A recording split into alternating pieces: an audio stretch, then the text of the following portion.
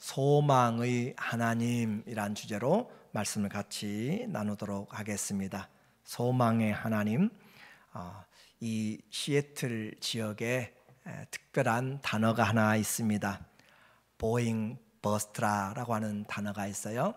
보잉이 이 지역에 큰 경제적인 역할을 하고 있기 때문에 그 보잉의 경기가 약화되고 안 좋아지면 폭락이 되고 그러면 시애틀 전체 경기가 어려워진다. 그래서 보잉이 재채기하면 시애틀 경기가 감기가 듭니다. 이것을 바로 보잉 버스트라라고 그렇게 이야기하는데, 요즘은 이제 시애틀의 MS, 마이크로소프트, 또 아마존, 구글, 여러 AI의 테크놀로지 회사들이 인원 감축을, 또 구글만 해서 지난주에 시작해서 아마존만 또 14,000명을 감원했어요. 이번 주까지 또 3만 명을 또 한다라는 그런 내용들이 나오니까 참 이 지역에도 많은 어려움이 이제 있게 됩니다.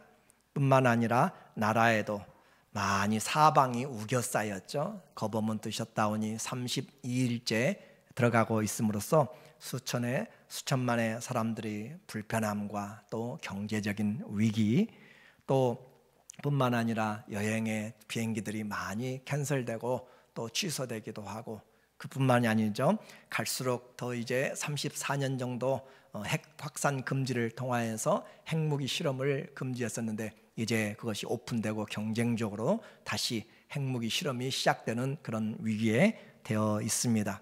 그리고 죄가 만연하며 신분들의 위험으로 지금도 끊이지 않는 이 나라 안에서의 많은 갈등들, 질병은 점점 더 확산되고 있는 환경들, 잦은 재해, 이 시대가 바로 우리가 살고 있는 시대인데 참 답답하죠. 그러나 나와 상관이 없는 그런 사람도 있을지 모릅니다.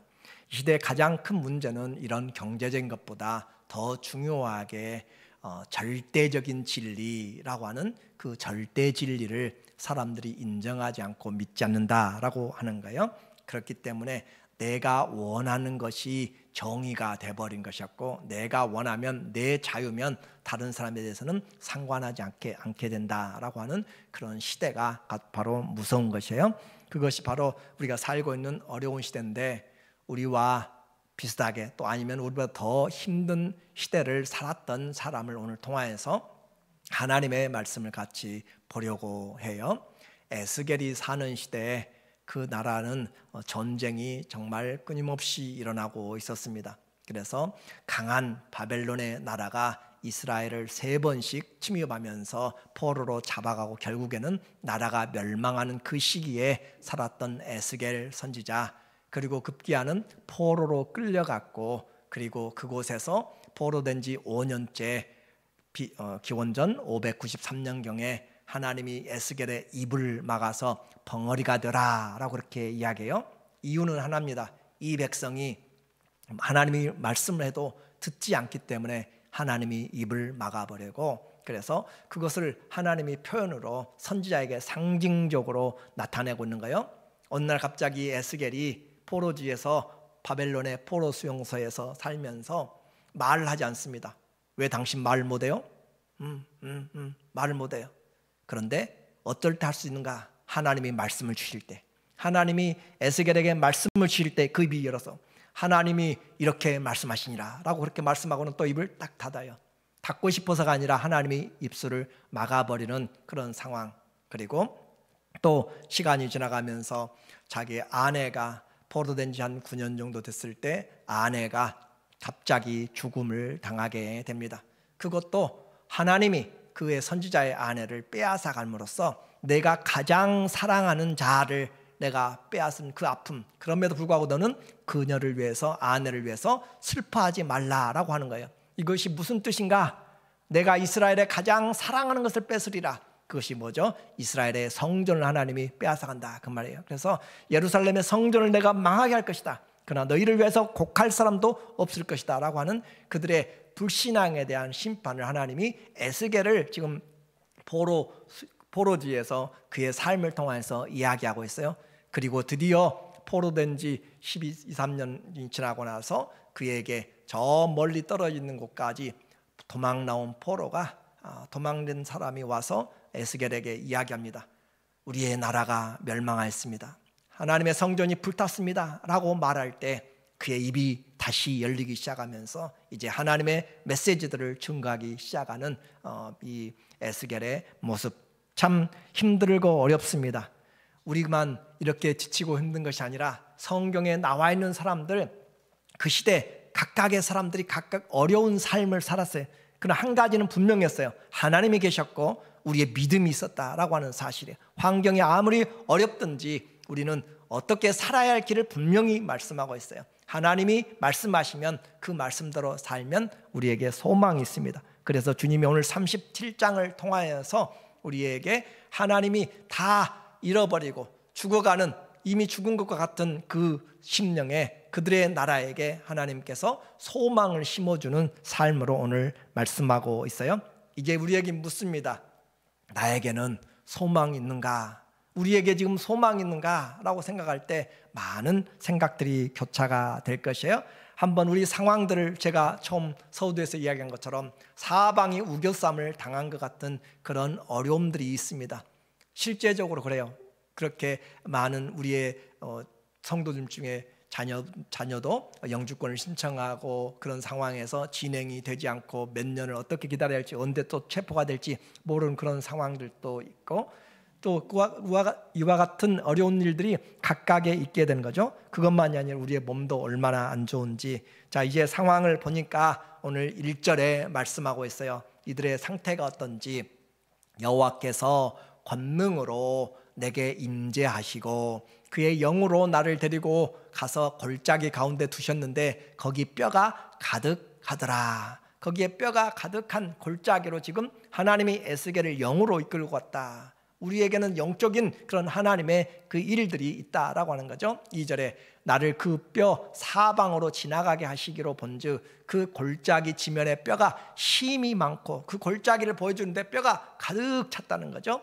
그리고 아주 말랐더라. 다 드라이돼서 조금만 건들면 부서지고 깨어지고 그렇게 될 만한 정도로 뼈가 많고 아주 말랐더라. 자, 이제 이것을 보면서 지금 환상입니다. 그런데 이것은 주님이 보셨을 때의 이스라엘의 상태예요. 오늘 우리가 봤을 때는 상대방이 옷을 깔끔하게 차려입고 또 이렇게 겉으로 보이니까 괜찮은 것 같은데, 심령을 들여다보면 이 자리에도 얼마나 마음이 상한 사람들이 있어요. 그렇죠? 이 중에는 콩팥이 하나밖에 없는 분도 있고, 그렇죠? 쓸개도 안 계신 거예요. 쓸개도 없는 분이 계시고, 그렇죠? 손 안 들어도 알고 있어요. 그래서 그와 같이 우리 안에는 자세히 들여다보면은 말할 수 없는 그런 아픔들이 있다라고 하는 거예요. 아픔 없는 사람 없습니다. 그와 같이 사람이 보는 것과 하나님이 우리 중심을 봤을 때 말을 못해서 그렇지 얼마나 힘들고 어려운 일들이 많은지 모릅니다. 나는 괜찮겠지라고 할지 몰라요. 그런데 우리는 이와 같이 내 시선에서가 아니라 하나님의 입장에서 인생을 자꾸 봐야 돼요.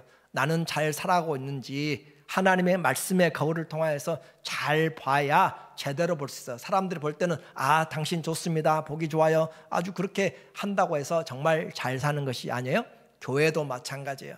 그래서 라오디게아 교회를 통하여서 요한계시록 3장 16절에 보면 라오디게아는 당시에 상업적으로 의학적으로 아주 발달된 곳입니다. 그래서 그곳에서는 의사들도 많고 의학도 발달되고 그랬는데 부자인데 주님이 보시기에는 그래요.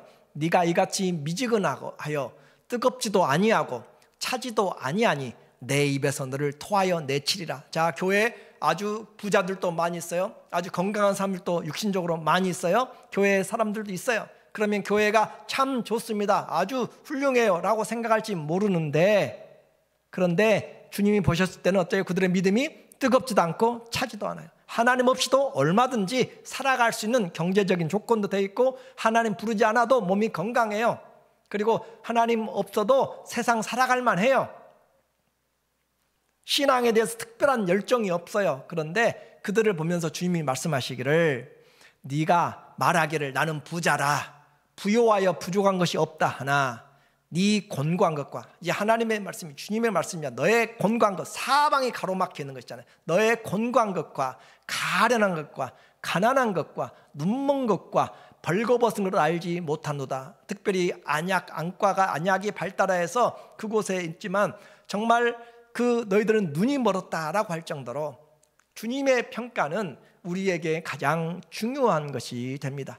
나 신앙생활 몇 년도부터 시작해서 어떻게 잘하고 있다라고 생각할지 모르지만 주님의 입장에서 봐야 우리의 삶이 올바로 된다니까요. 그래서 이와 같이 살펴볼 때 이 라오디게아 교회는 주님의 마음에서 지금 칭찬이 하나도 없는 교회입니다. 교회인데 주님이 칭찬할 것이 하나도 없다라고 생각한다면 어떻게 되겠어요? 오늘 성도는 하나님 앞에서 어떻게 살아야 될 것인지를 말씀하고 있어요. 보이는 것이 다가 아니라 주님이 보여주시는 것이, 그리고 주님의 눈으로 시선해서 보는 것이 진짜다. 예수님도 예루살렘에 들어가셔서 마지막 그 죽음을 앞두고 있을 때 아름다운 성전들을 제자들이 자랑하잖아요. 이 주님 보십시오, 이 성전 헤롯이 46년 동안 증축해 가면서 아름답게 꾸며놓았습니다. 대리석들을 보십시오. 그런데 주님은 그것을 보면서 우셨잖아요. 평화에 대해서 알았더라면 너희가 좋을 뻔했다. 이 돌 위에 하나도 남지 않고 다 폐허가 되고 무너지리라 라고 그렇게 말씀한 거예요. 이스라엘 이제 포로되어서 갔습니다. 기원전 586년 전쟁에서 패하여서 그들이 포로로 또 많은 자들이 끌려가고 나라 자체가 망해버리게 되었어요. 그러나 이민의 삶도 가서 살다 보면 한 세대 지나고 두 세대 지나고 나면은 또 살만하는 것이잖아요. 그곳에서 그 나름대로 정착하고 결혼도 하고 생활 능력이 있을지 모르지만 하나님의 약속의 땅에서 일단 벗어나 있습니다. 그리고 하나님이 주신 사명, 제사장의 그런 나라잖아요. 제사장으로서 거룩한 백성이고 하나님께 소유된 그 백성으로서의 사명 없이 그냥 생활적으로 괜찮다고 해서 그 삶이 잘 사는 것이 아니다라고 하는 것이에요. 그래서 우리는 우리에게 주신 사명을 생각하지 않고 이 정도 경제적으로 이 정도 생활하면, 이 정도 몸으로 생활하면 괜찮겠지라고 할지 몰라요. 그러나 주님의 입장에서 보지 못하면 우리는 잘못 살고 있다. 나는 아무것도 혹시 없는 사람이 있을 수 있어요. 또 나는 아무것도 주님의 도우심이 직접적으로 필요하지 않은 사람도 있을 수 있습니다. 그러나 우리의 중심까지 살피시는 하나님 앞에 우리는 모두가 다 주님이 필요합니다. 주님은 공의롭게 판단하시기 때문에 우리의 삶에 대해서 가장 정확하게 말씀하세요. 이대로 괜찮은가? 우리에게 주님이 필요한데, 주님이 지금 에스겔을 데리고 그 골짜기에 가서 마른 뼈들로 가득 찬 것들을 보여주니 생명과 죽음은 확연하게 달라집니다. 그렇죠? 생명과 죽음은 확연하게 달라져요. 죽음은 썩어져 가는 것이에요. 병도 점점 호전의 기회가 될 때, 시간이 가면 점점 기력이 또 혈색이 좋아지는 것이지, 점점 죽음으로 가게 될 때는 다크해지고 어두워지는 것입니다. 그와 같이 문제가 있을 때 주님은 그 문제로 끝나지 않고 해결책을 우리에게 주시는 내용으로 오늘 37장을 이야기합니다. 하나님의 말씀을 들을 때 해결책이 있다라고 하는가요? 5절에 말씀하고 있습니다. 오늘 3절에 보니까 그가 또 내게 이르시되 인자야, 이 뼈들이 능히 살 수 있겠느냐 하시기로 내가 대답하되 주 여호와여, 주께서 아시나이다. 우리 이 뼈들을 보면서 이 뼈들이 살겠느냐라고 물어봐요. 살겠느냐? 그래서 이 에스겔 선지자가 주님이 아십니다. 또 내게 이르시되 너는 이 모든 뼈에게 대언하여 이르기를 너희 마른 뼈들아, 여호와의 말씀을 들을지어다. 하나님의 말씀을 들으라 라고 그렇게 말씀합니다. 하나님의 말씀을 들을 때 마른 뼈들이 살게 되는 역사, 하나님의 말씀을 들을 때 홍해가 갈라지는 역사, 하나님의 말씀을 들을 때 문들이 열리는 역사가 바로 하나님 말씀은 창조와 생명의 능력이 있기 때문에 그렇습니다. 주의 말씀이 우리에게 들려질 때 죽은 나사로도 살아나게 됩니다. 말씀을 들을 때 우리에게 삶이 회복되는 것이에요. 5절에 보니까 말씀해요. 주 여호와께서 이 뼈들에게 이같이 말씀하시기를 내가 생기를 너희에게 들어가게 하리니 너희가 살아나리라. 살아나리라. 그래서 주님의 말씀을 대언하였더니 너희 위에 힘줄을 두고 살을 입히고 가죽으로 덮고 너희 속에 생기를 넣으리니 너희가 살아나리라. 또 내가 여호와인 줄 너희가 알리라 하셨다 하라.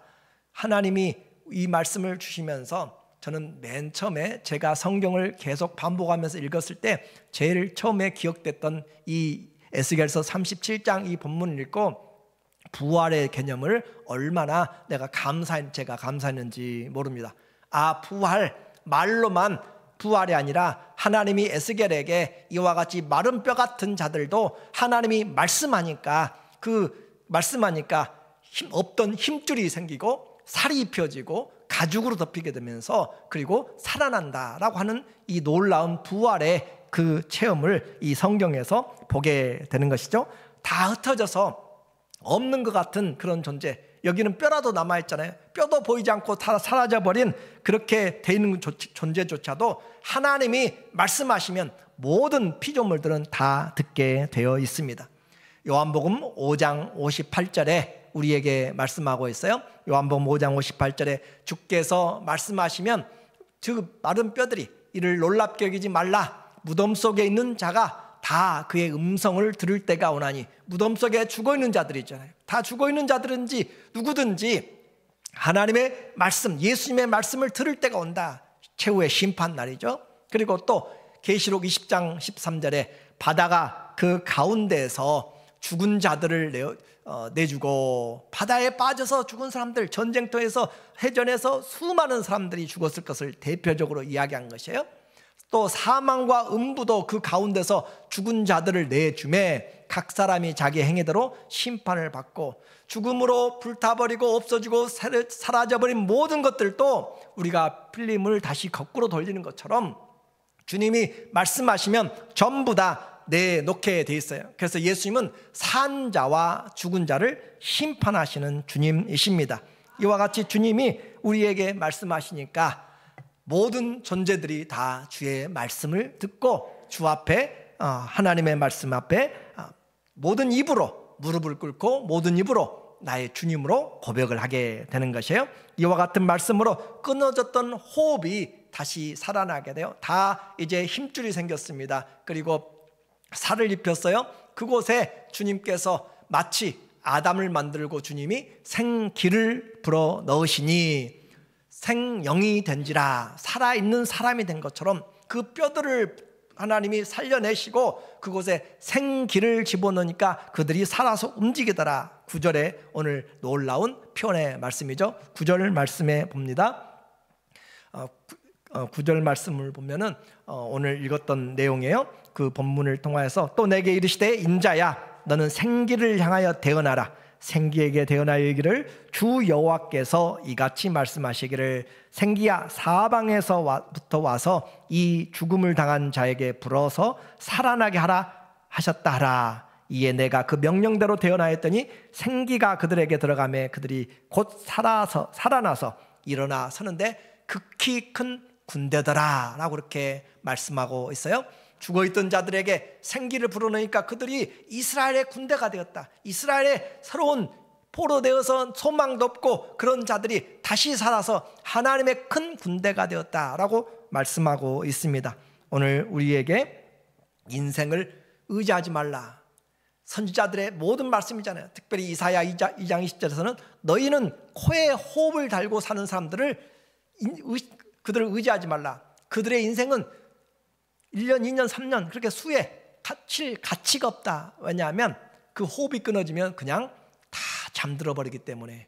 다 잠들어 버리기. 우리 주위에 얼마나 많은 사람들이 묘지에서 누워 계세요. 그러니까 우리에게 코에 호흡을 달고 사는 인생, 왕이든지 방백이든지 그들을 의지하지 말라. 우리가 의지할 분은 누구예요? 오직 생명의 주님을 의지하라. 선지자들의 목소리는 계속 너희는 너희의 왕권을 의지하지 말고 너희의 가진 것들을 의지하지 말고 재물을 의지하지 말고 나라들을, 정치들을 의지하지 말고 하나님을 의뢰하라. 오늘 이 시대도 동일하게 말하고 있습니다. 성도는, 사람은 하나님을 의지해야 살아가는 것이에요.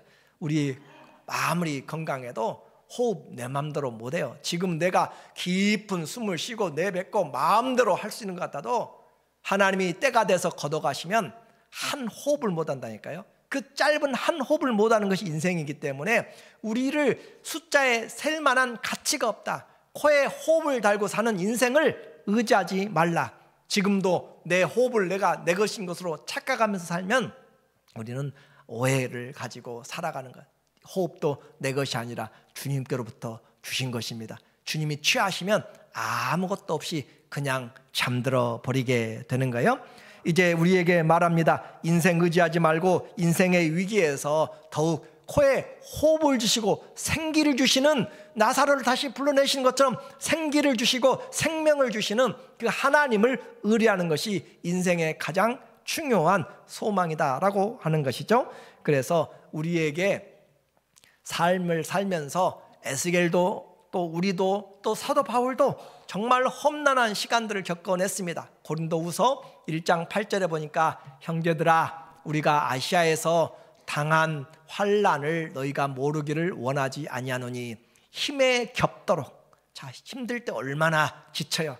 내가 감당할 수 없을 때 많이 짜증나고 포기하고 답답하고 어렵잖아요. 그렇죠? 여러분이 연세가 들면서 마음대로 이 잔디도 못 깎을 때 부담되고 힘에 겨운 것이에요. 그렇잖아요. 계단도 많아지면 힘에 겨운 것처럼 우리에게 힘에 겹도록 심한 고난을 당하여 살 소망까지 끊어지고, 바울에게 있어서도 살 소망, 내가 살 수 있는 가능성이 없다라고 하는, 살 소망까지 끊어지고, 이렇게 되었을 때 우리는 우리 자신이 사형 선고를 받은 줄 알았으니, 이미 마음에 알았어요. 아, 죽는가 보다, 죽음을 기다리는 그런 마음이잖아요. 여기까지 빠졌을 때 이는 우리로 자기를 의지하지 말고, 자기는 누구예요? 코에 호흡을 달고 있으면서 누가 나를 도와줄까, 나를 꺼내줄까 라고 어떤 권세를 부탁하고 방백을 의지하고 그러는 것처럼 하지 말고, 자기를 의지하지 말고 오직 죽은 자를 다시 살리시는 하나님만 의지하게 하심이라. 오늘 우리에게 믿음은 코에 호흡을 달고 있는 왕이나 다른 사람을 의지하는 것이 아니라 생명의 주권자 되시고 창조주 되시는, 부활의 주님이 되시는 그 하나님을 소망하는 것이 우리의 신앙이라고 말씀하고 있습니다. 오늘 지금도 많이 어렵고 지친 때, 오늘 우리의 삶을 보니까 마른 뼈같이, 우리 삶을 보니까 다 지쳐 넘어질 때도 예수 그리스도를 믿는 우리는 새롭게 이 소망의 소식을 전하고 살아야 돼요. 내가 지금 최악이지 라고 생각하지 마세요. 이번에 캄보디아나 동남아시아의 많은 사기 스캠들, 인신매매들을 보면서 속아서 넘어가서 그곳에서 고문당하고 정기 고문당하며 속이는 그런 일을 하면서 그 나온 사람의 한 목소리가 들립니다. 스캠 연루자로서 그가 빚에 쪼달려서 한국에서 이것이 바닥이라고 했어요. 인생 바닥이니까 이보다 더 못한 것이 있으랴 라고 캄보디아에 넘어가서 돈을 벌어서 좀 갚아보려고 했더니 그곳은 바닥이 아니라 지하실이었고, 그것은 지하실이 아니라 지옥이었다라고 이야기해요.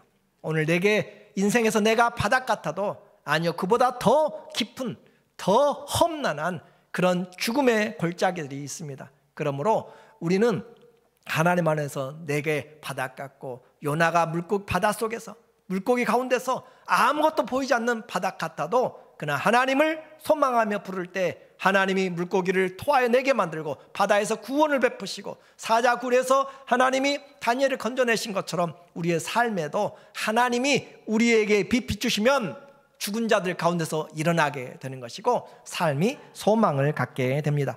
하나님의 계획을 보십시오. 11절에 말하고 있어요. 오늘 30장 11절에 또 내게 이르시되 인자야 이 뼈들은 이스라엘 온 족속이라. 그들이 이르기를 우리는 우리의 뼈들이 말랐고 우리의 소망이 없어졌으니 우리는 다 멸절되었다 하느니라. 아, 나에게는 소망이 없어요. 나에게는 나라도 이제 구원해 줄 나라가 망해버렸잖아요. 성전도 하나님의 그 성전이 없어져 버렸잖아요. 그러면 무슨 소망이 있어? 그들에게는 신앙으로 세워진 나라인데, 하나님의 약속을 세워졌는데 그 약속의 땅에서 쫓겨나 버렸으니까 약속도 무너졌죠. 성전도 무너졌죠. 그 국가도 무너져 버렸죠. 다 잃어버리고 멸망된 그런 자들에게, 그러므로 너는 대언하여 그들에게 이르기를 주 여호와께서 그들이 이같이 말씀하시기를 내 백성들아 내가 너희 무덤을 열고 너희로 거기에서 나오게 하고 이스라엘 땅으로 들어가게 하리라. 무덤 문을 여신 분은 하나님만 열 수 있고 끄집어내는 것도 하나님만 할 수 있고 생명 주시는 것도 하나님만 하실 수가 있습니다. 우리에게서 소망이 찾을 수 없어요. 우리가 가졌던 건강, 그렇게 젊었을 때 가끔 신방 가면 젊었을 때 남자분들은 옷 벗고 근육으로 이렇게 사진 찍은 것도 있어요. 근데 나중에 보면 다 연약해지고 정말로 내가 절 때가 있었을까 할 정도로 약해진 모습들도 많이 보게 됩니다. 어떨 때는 많은 돈을 가진 사람이 있어요. 집이 컸던 사람도 있어요. 그러나 이 생명까지도 내 것이 아니라는 사실을 그때야 우리는 깨닫게 됩니다. 은혜와 평강과 생명과 소망 다 하나님께 속해 있습니다. 모든 것이 하나님이 주신 감사입니다. 혹시 부족한 것이 있다면 주님이 우리에게 은혜를 주셔서 주시도록 그렇게 종이 주모의 손을 바라보는 것처럼 우리는 하나님의 손을 바라보면서 주님이 도와주시기를 원하는, 그것이 바로 신앙입니다. 이제 우리의 삶이 지치고 힘들 때 우리 하나님을 보아야 됩니다. 마른 뼈들이 가득 있는 곳에서 하나님의 말씀이 대언될 때 살아나게 됩니다. 우리 하나님은 소망의 하나님입니다. 로마서 15장 13절에 말씀하고 있습니다. 소망의 하나님이 어떤 하나님이요? 소망의 하나님이 모든 기쁨과 평강을 어디 안에서? 믿음 안에서 너희에게 충만하게 하사. 우리 하나님은 소망이 보일까 말까 한 것이 아니라 소망을 풍성케 하시는 하나님, 성령의 능력으로 소망이 넘치게 하시기를 원하노라. 하나님 우리에게 풍성한 소망, 넘치는 소망을 주시기 원하는 소망의 하나님입니다. 하나님을 믿으면 우리 안에 기쁨이 찾아오게 되고, 하나님을 믿으면 우리 안에 평강이 찾아오게 되고, 하나님을 믿으면 우리에게 소망이 찾아오는 것이 우리에게 주신 하나님의 특권이고 축복입니다. 이 시대에 소망을 잃어버리는 사람들이 너무 많이 있어요.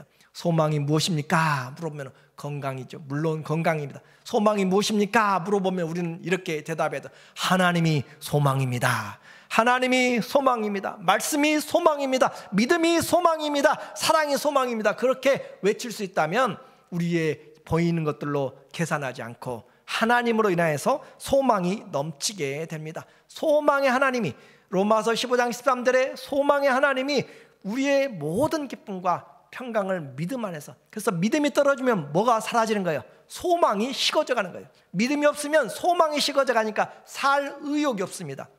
오늘 자고 일어나면서 오늘 살아갈 수 있는 이유가 뭐예요?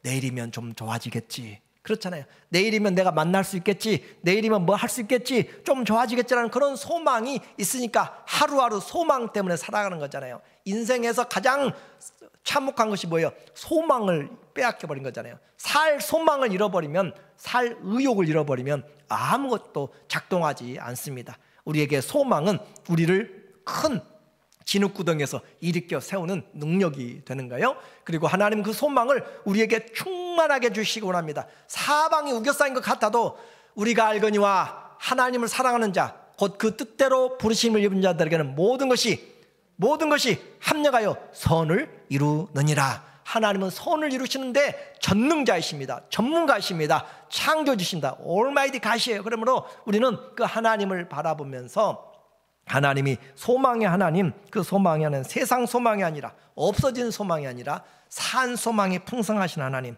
오늘 우리 그 말씀이 내게 들려지면 나도 소망을 주님 앞에 둡니다. 건강이 소망이 아니라 예수님의 말씀을 소망을 두면 내가 살아날 수가 있습니다. 마른 뼈들이 살아나는 것은 하나님을 보았기 때문이 아니에요. 에스겔을 보았기 때문에 살아난 것이 아니라 무슨 말씀을 들었어요? 하나님의 말씀을 들었고 하나님의 대언의 말씀을 들었기 때문에 살아나는 것이에요. 우리에게 낙심한 영혼이 살아나는 것은 하나님의 말씀을 들을 때 소망으로 살아날 수가 있습니다. 시편 42편 5절에 말씀하고 한번 읽어볼까요?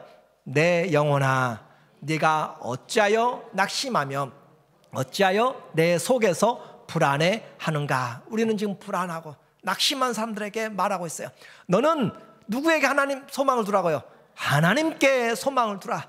그가 나타나 도우심으로 말미암아 내가 여전히 찬송하리라. 하나님께 소망을 두면 살아날 수 있습니다. 다윗이 광야에서 얼마나 힘들고 어려울 때 그가 광야에서 부르짖잖아요. 그럴 때 하나님, 내가 생명보다 귀한 주님을 내가 이 광야에서 부르짖습니다. 그렇게 외치면서 쫓겨다니면서 살아날 수 있는 것은 하나님이 소망이 되었기 때문에 살아날 수가 있는 것이에요. 소망을 하나님께 두십시오. 여러분의 소망이 아니라 하나님께 둘 때 시편 119편 49절 주의 종에게 하신 말씀을 기억하소서. 주께서 내게 소망을 가지게 하셨나이다. 우리 하나님은 낙심케 하는 하나님이 아니에요. 우리 하나님은 두렵게 하는 하나님이 아니라 우리 하나님, 우리에게 기쁨과 소망을 주시는 하나님, 그 소망의 하나님으로 인해서 우리는 일어날 수가 있습니다. 때로는 고난을 당하죠.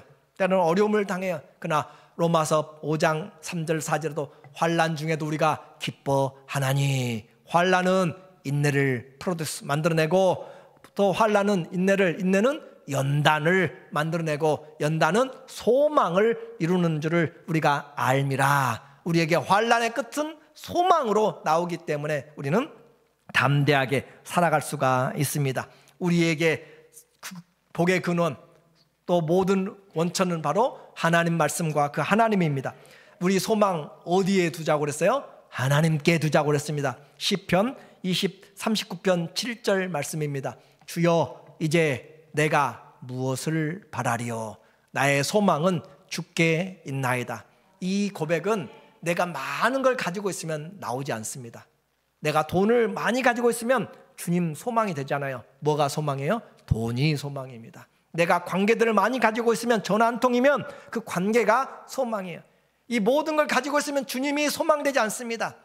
우리에게 심령이 가난할 때 천국이 임하는 것이고, 하나님을 올바로 보았을 때, 하나님께로부터 내 호흡이 있다는 것을 알았을 때 하나님께 소망을 두는 것이에요. 그래서 주님, 이제 내 소망이 무엇입니까? 다윗의 소망은 왕권도 아니었고 그 어떤 것도 아니었어요.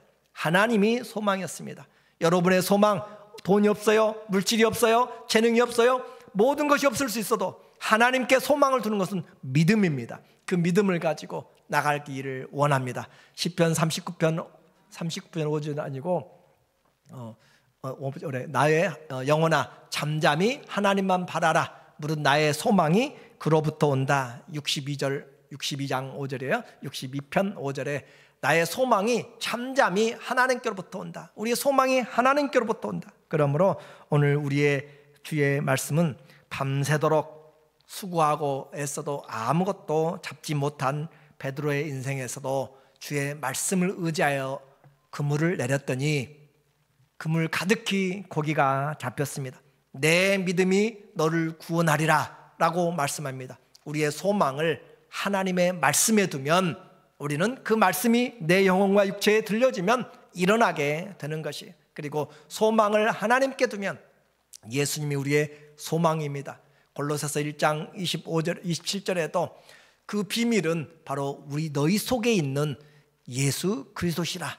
그가 영광의 소망이라. 영광의 소망이신 그리스도에게 두면 우리는 살아갈 수가 있습니다. 아론의 마른 막대기도 지팡이도 주의 말씀 안에서 싹이 나는 생명을, 그리고 열매가 맺히게 되는 그런 생명으로 나타나게 됩니다. 죽은 자 같은 사라도 주의 말씀으로 잉태하고 아이를 낳게 됩니다. 성도는 예수 그리스도의 산 소망 가운데 주님이 불러냈습니다. 우리의 소망은 죽은 소망이 아니라 베드로전서 1장 3절을 통하여서 우리를 소망 가운데, 산 소망 가운데 놔놓았어요. 이제부터 우리에게 이 소망에 대하여 묻는 자들에게 우리는 온유함과 담대함으로, 또 그들에게 이 소망에 대해서 이야기할 수 있도록, 하나님의 말씀이 소망입니다. 예수님이 소망입니다. 그 소망을 두는 자는 하나님이 절대 부끄럽게 우리를 하지 않습니다. 다시 한번 많은 자들에게 이 소망이 없는 시대에 소망 되신 말씀과 소망 되신 하나님으로 인하여서 우리의 삶이 소망이 넘치는, 풍성케 되는 그런 삶이 되기를 예수님의 이름으로 축원합니다. 아멘.